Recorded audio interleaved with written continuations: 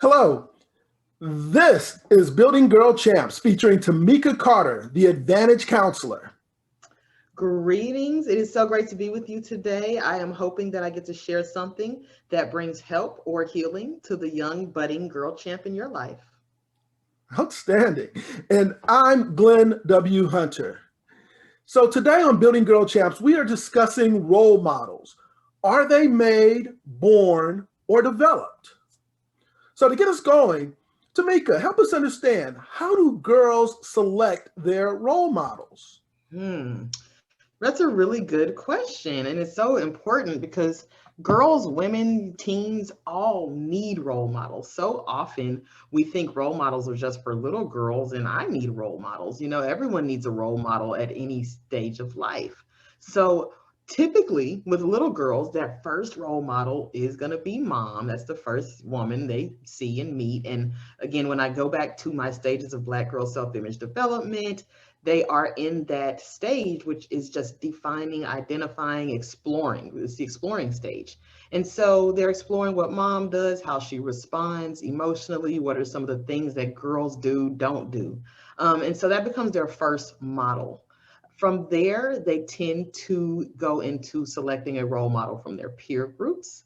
Even as early as age 7, there's kind of the it girl in every peer group. So that's the girl that they all kind of follow. She seems to know this or have some success in certain areas of her life. So a lot of times young ladies will try to be closer to that girl so that some of that knowledge or wisdom or pizzazz will kind of fall off onto them. So, and a lot of times the young lady is that it girl, which can present other problems because then they're looking for someone. And a lot of times they're being a leader so young that they aren't able to find their own. So, two of the ways again, moms first, peer group from a young age.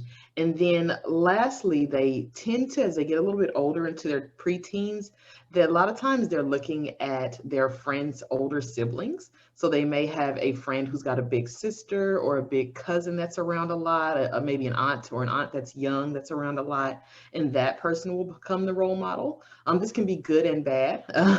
Sometimes it's good if that is a healthy person who has good, sound advice. And it can be bad if they're living, of course, a detrimental lifestyle that looks really cool, however, is just really not healthy.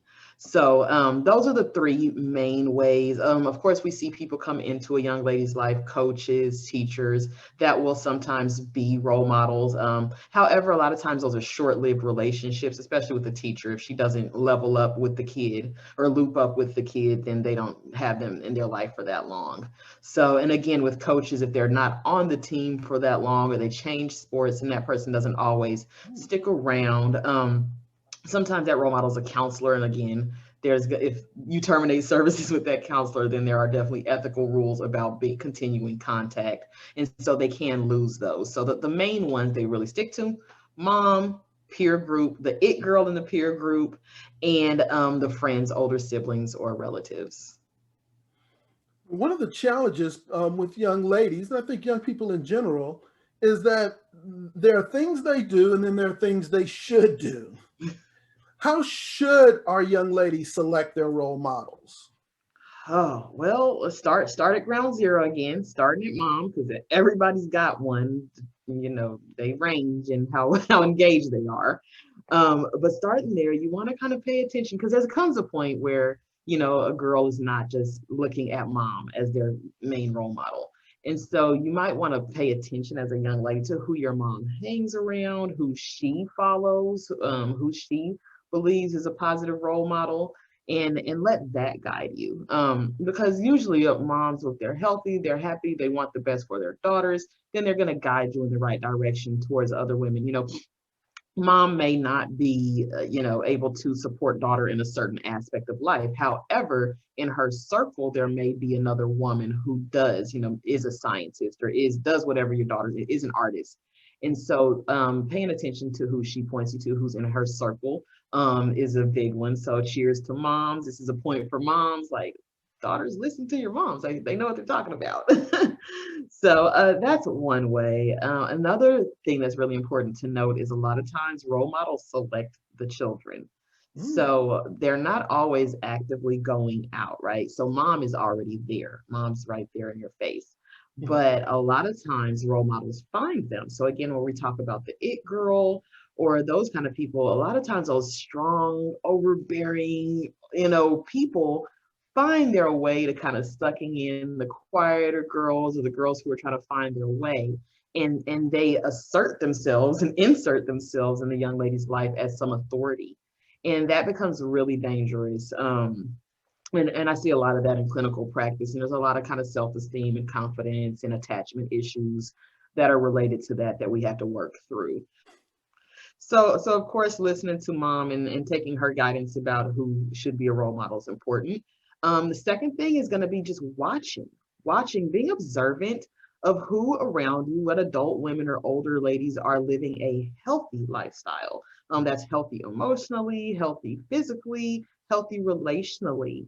A lot of times, again, as I said, people will kind of suck in girls who are living lifestyles that aren't the best, or can be messy, and so it's good for young ladies to be able to watch, to know what to look for. Are they the people that you're looking at as a role model? Do they walk what they talk? Do they speak loudly, but their actions speak in the other direction? So just being really observant, having kind of a value system to adhere to when you're looking for a role model, looking at older women who can lead or guide you is going to be really important for a young lady. There's an activity that I actually do with my class girls, and I use Erica Badu's song Bag Lady. In that, we are able to take a little worksheet and write out all our baggage, right? So there might be past trauma baggage, there might be abuse baggage, there might be I don't have a lot of money baggage, there might be I have too much money and that causes other issues in my life baggage. There, yes, that can cause issues. More money, more problems. So there might be man baggage. So we write out all of those things that we're carrying as we listen to the song. And we just think about that, because what's really important as we're dealing with that is to talk about some of the role models that we have seen. So some of those natural role models, those aunts, those mothers. And I asked the girls, how many of you have seen them carry baggage, right? How many of them are carrying baggage that they've tried to hand to you?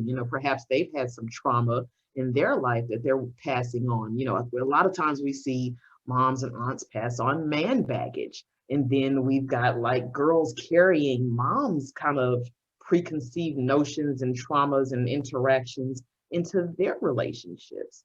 Mhm. So it's just really important as a young lady's looking at who she wants to decide to follow, who she wants to imitate or mimic, that this is a person who is healthy, who is walking what they talk, and whatever they talk is showing up in their lives, right? That they're not talking one thing and their life is an utter and complete mess because of their poor choices or anything from ghetto to affluent, kind of mixed up ways of thinking. You just really want to make sure that you're paying attention to that lifestyle. You talk about the lifestyle of some of the people that they're interacting with. Again, looking at role models, you also have to filter in peers who can be role models and exert similar influences. Can you share a little bit more with what can go right and go wrong when you start talking about peers as role models? Oh yeah. So there's a lot in that. And you kind of I break it down into different age groups. So I kind of look at your 12 and unders and then your teens. And there's a lot of variation. But in 12 and under, kids are really just developing different portions of their psyche, different portions of their social abilities. And so at that age, there's a little less peer influence. Again, we're back looking at mom, looking at those familial models. And so peers, they serve to kind of encourage or discourage behavior or even teach new behaviors or attitudes towards young ladies. However, once you get over that 12-year-old hump, those people are now reinforcing in their leading. And so they have a much greater influence on a young lady at that age, in that 12 to 16 plus range. When they get to about 15, 16, they start to kind of individualize a little bit more, and they're looking more at their unique attributes, and they're trying to, everyone wants to be different, everyone's unique, everyone's so whatever at that age. But that peer influence is huge between the ages of 12 and 16 or so. So the good thing about that is that there are kids out here who are doing the right things, making the right choices. They tend to be kids who are engaged in either a sport or a musical instrument or something that keeps them using pro-social behaviors, doing things that are, again, healthy, things that build confidence. So the bad side of that is if they don't kind of actively seek out those people, then again, everyone else will find them. So all the peers who are, lost, don't really know, they feel damaged, they don't know what they want to do, they don't know who they are. They kind of find a way to aggregate or congregate together and create like little cliques of angry people. And you don't want your daughter to be a part of that because there are a lot of just behaviors and things that go along with that start becoming ingrained in who she thinks she is and what her personality is. I share in my class manual book I'm still working on that it's so easy for girls to get caught up in this kind of boss chick diva lifestyle. When the it girl is doing this and, talking crazy to people, and she can cut you down with her eyes and her words. And that becomes something that's elevated a lot of times. And that's just so negative for young ladies. I mean, I see grown women struggling with that. I call it professional women's disease. So Mm. that is that is the ugly side of when peers can become role models and they don't have healthy lifestyles, they don't make healthy choices, and they're not having really good social skills. So in terms of building girl champs, which is what we're talking about, you've touched along a number of the characteristics that they see as role models, as peers, and some of them really do help their success going forward. Um, but young ladies are complex, and as they get older, their needs change. Sometimes, most times, without warning. So when you start thinking about these success characteristics that they look at one point in their lives as maybe early teens or preteens, um, how do those characteristics change or evolve as they go into their teen years and maybe even their late teen years?